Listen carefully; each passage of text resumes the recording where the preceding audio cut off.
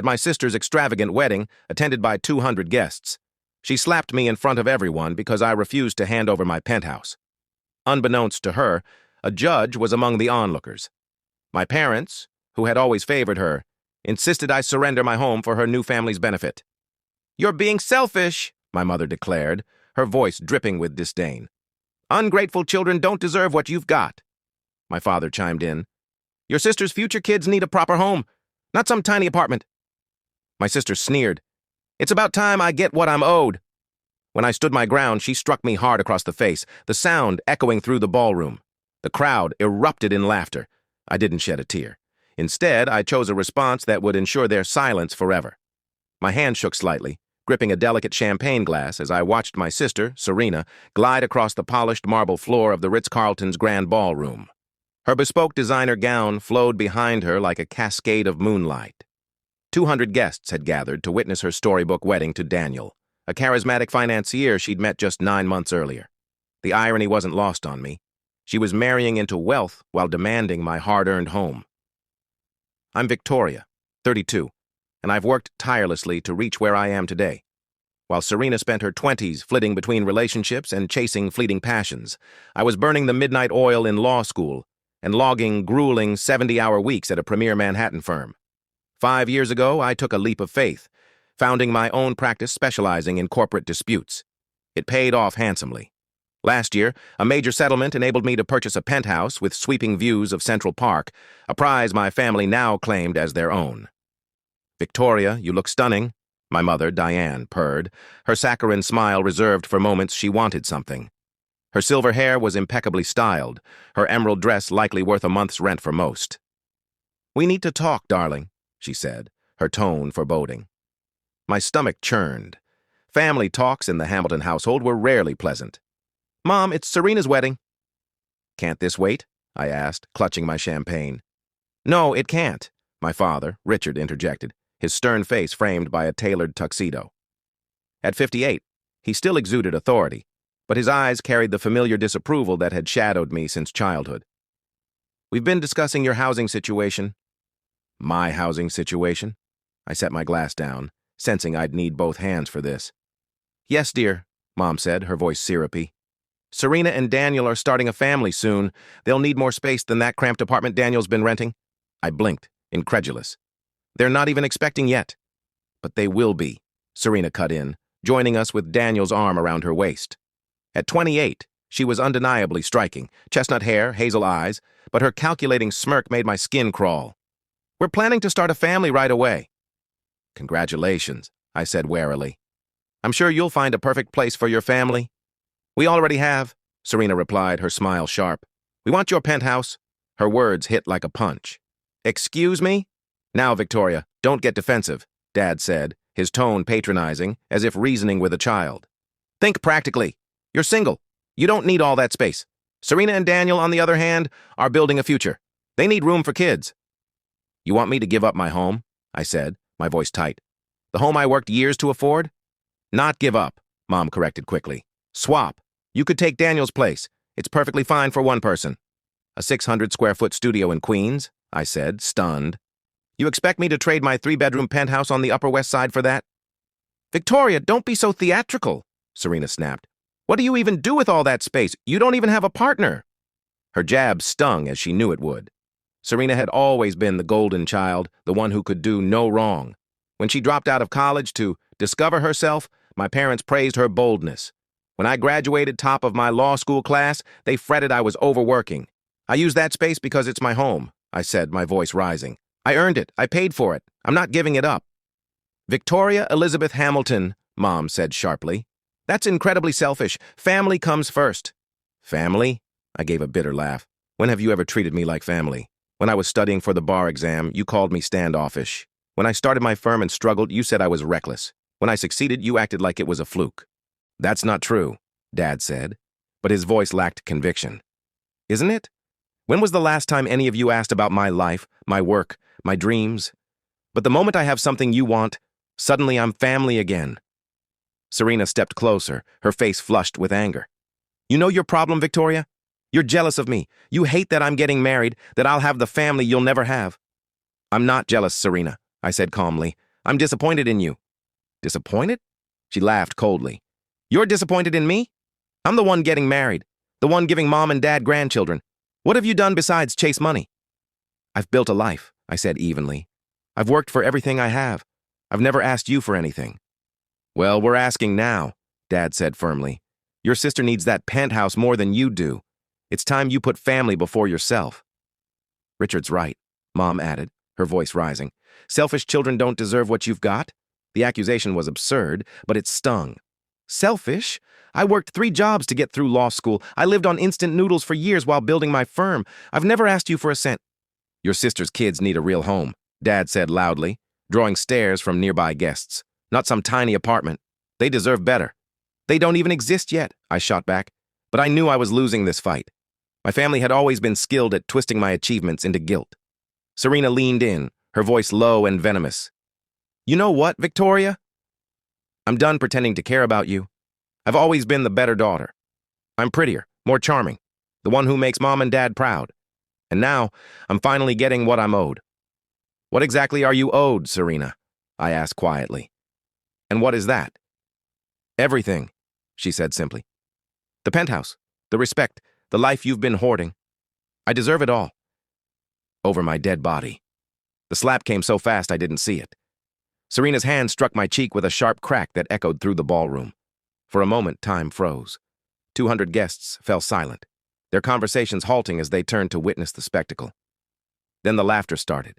It began with a few snickers from Serena's friends, who'd always looked down on me for being too driven, too serious. It spread quickly, guests pointing and whispering behind their hands. Did you see that? She actually hit her.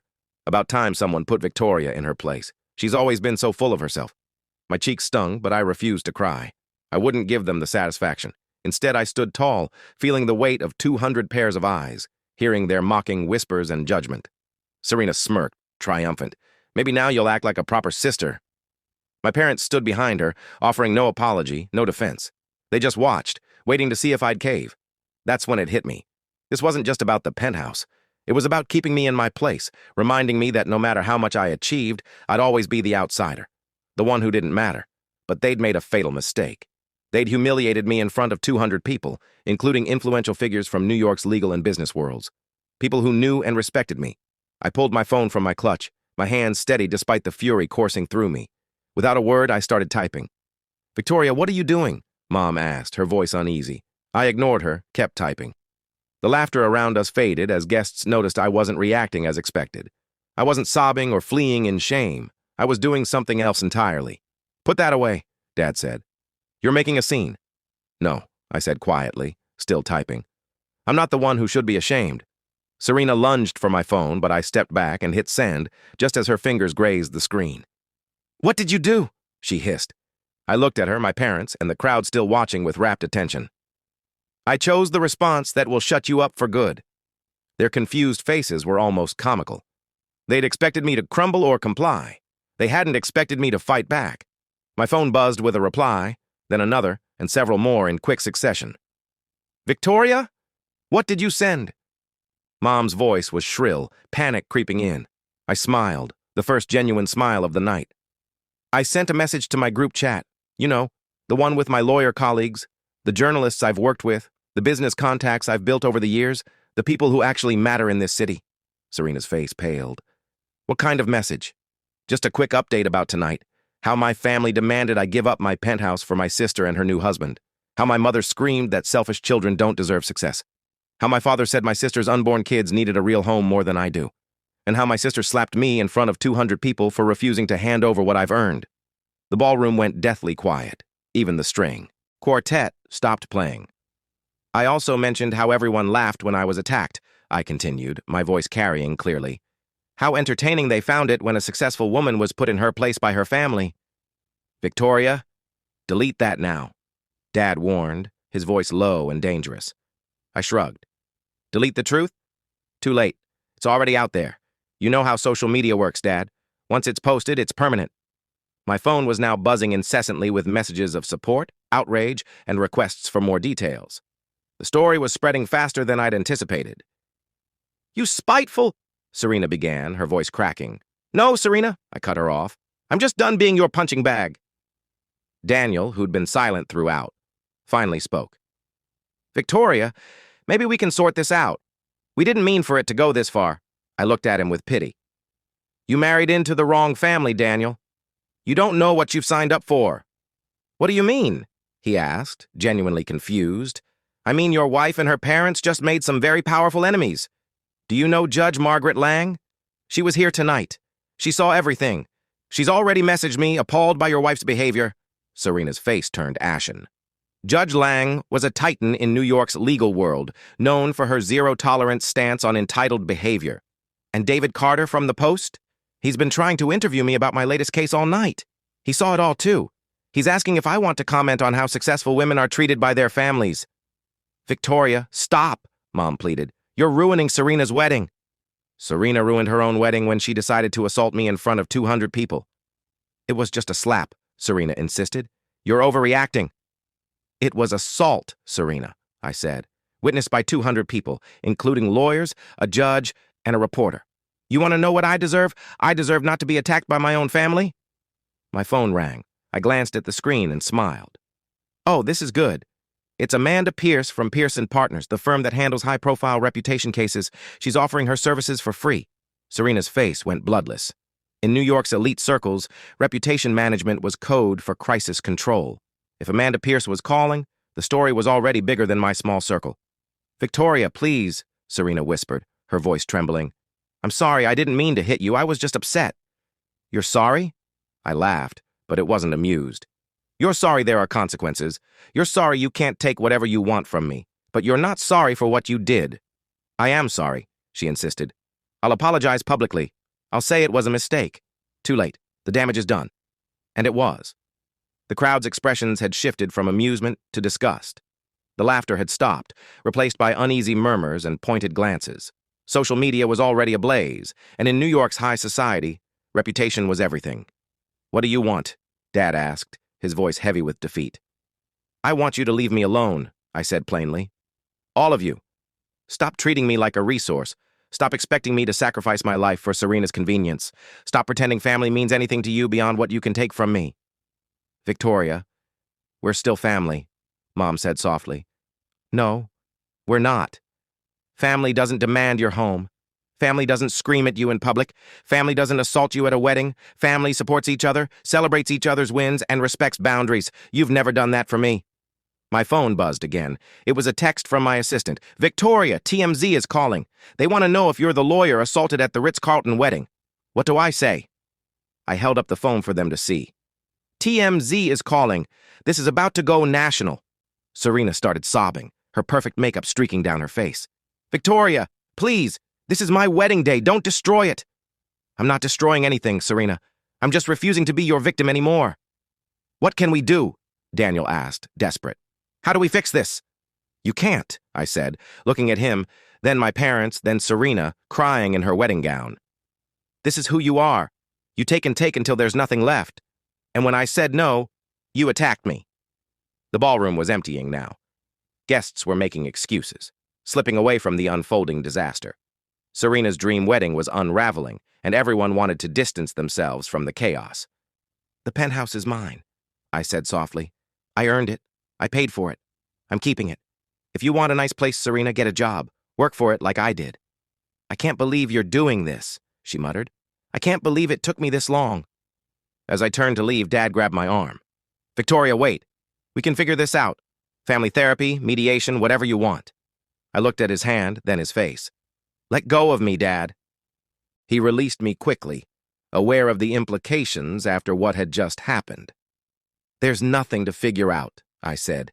You made your choice tonight. You chose Serena like always. You chose her demands over my boundaries, and when I said no, you let her assault me instead of defending me. We didn't know she'd hit you, Mom insisted. But you didn't stop her. You didn't apologize. You didn't even check if I was okay. You just stood there. I walked toward the exit, my heels clicking on the marble. Behind me, I heard Serena's sobs, Mom's frantic whispers, and Dad's angry mutters. I didn't look back. At the door, I turned one last time.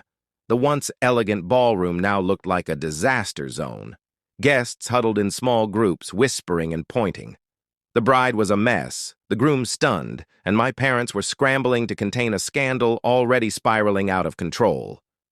"You know what's ironic?" I called out, my voice carrying across the near-empty room.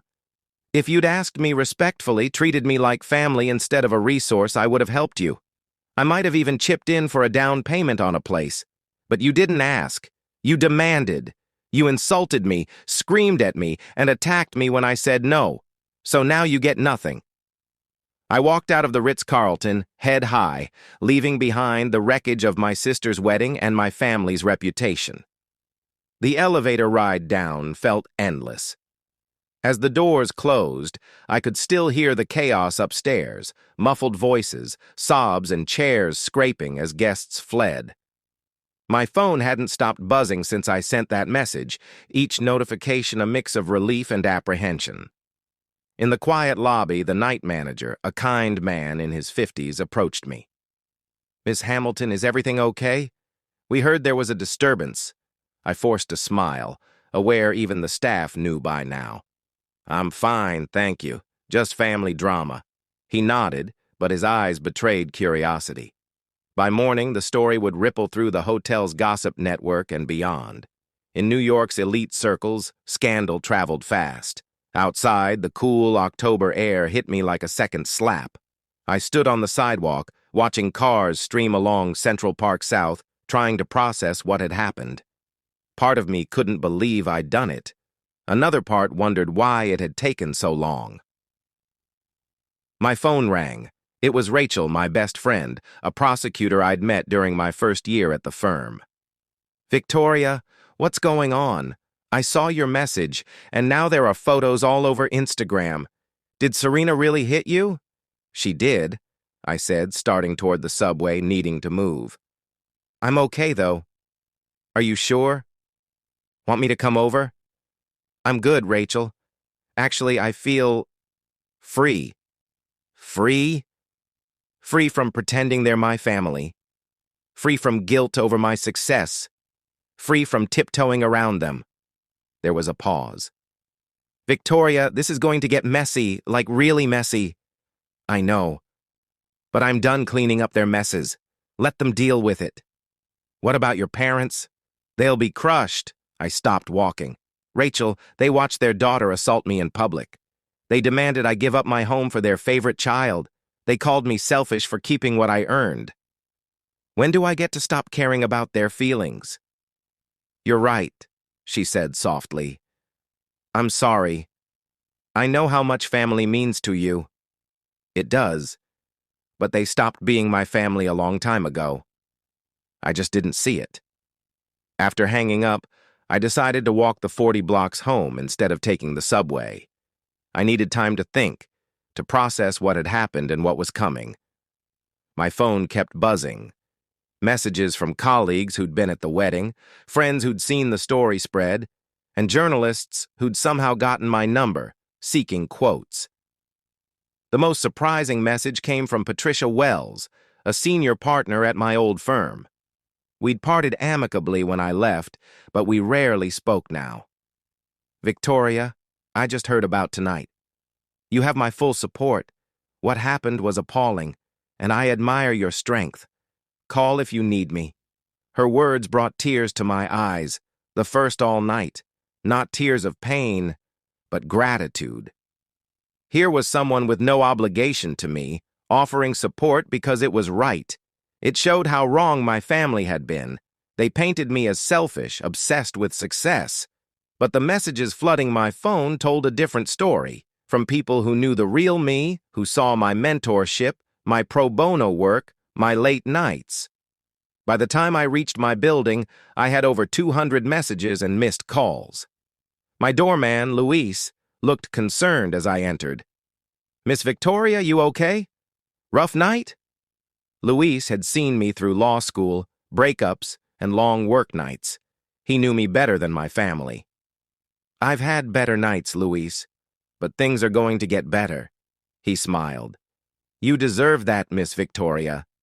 In the elevator, I caught my reflection. My cheek was still red, my hair slightly messy, my makeup smudged, But my eyes were sharp, determined.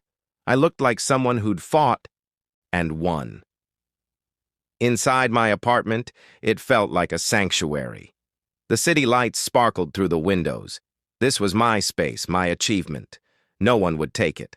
I poured a glass of wine and scrolled through social media.